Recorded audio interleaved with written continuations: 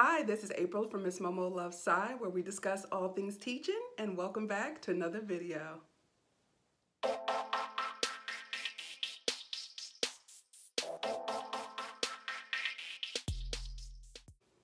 Hey guys, this is going to be a really short video, but I thought it was really important.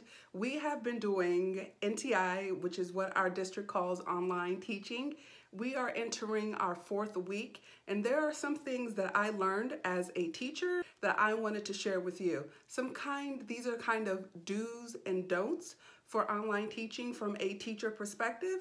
So if you're interested in learning what you could do as a teacher to improve the learning experience for your students, keep watching. I have 5 things that I want to share with you that I have learned in the almost 4 weeks that I've been doing online teaching. This is a very short, quick video, and I'm going to start with number 1. Number 1, do not assume students have 7 hours a day to complete your work.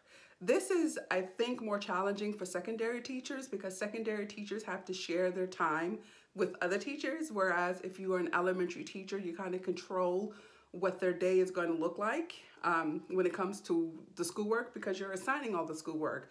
But for us secondary teachers, sometimes we get caught in what we need, what our assignments are, and we really just don't consider, or we forget that students have 5, 6 other classes. So number 1, please do not assume students have 7 hours a day to do your work. And if for some reason that they do, they don't want to spend 7 hours doing work. Number 2, recognize that all technology is not the same. All technology is not the same.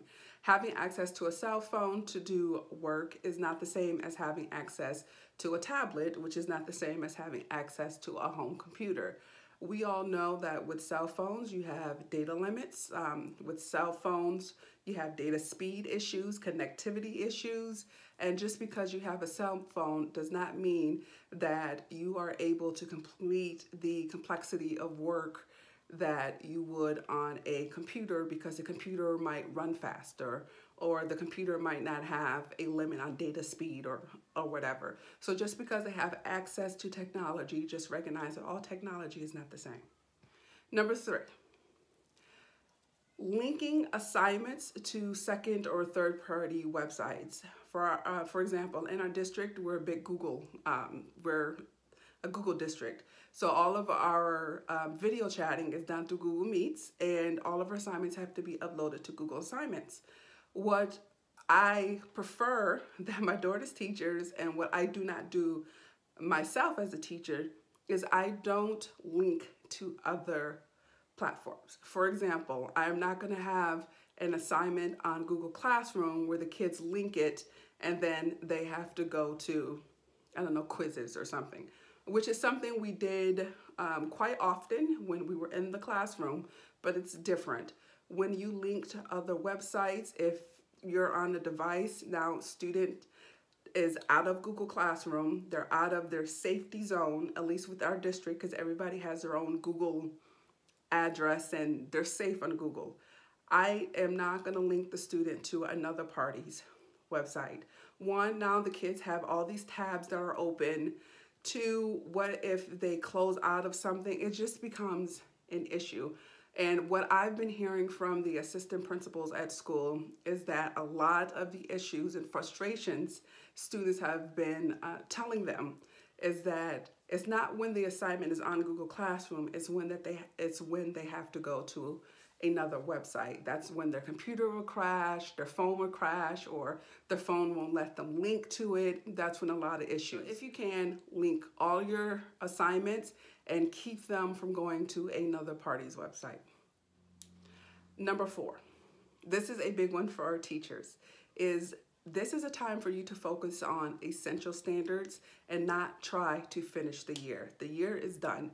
For my district, it was March 13th. I know it was hard for a lot of teachers to say this is our stopping point, but technically that's our stopping point. We have been encouraged to say, to look at our curriculum and say, what is it that those kids have to know? What are those essential standards? And not really just going in sequence because this is what we have to do next. So my suggestion to you teachers is that you focus on the essential standards only. And last thing, number 5, please recognize that no matter how much you put forth in your online teaching is not the same and will never replace in-person teaching. I know a lot of colleges, you can get graduate degrees, you can get undergraduate degrees online, but for K-12 experiences, it is not the same. We are not going to replace that during this pandemic.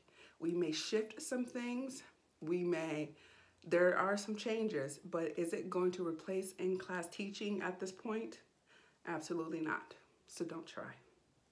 My school year, we're more than halfway point, and these are some things that I have learned as I end this school year, and I want to know what your thoughts are. Thank you for watching. Subscribe. This is Miss Momo. Bye.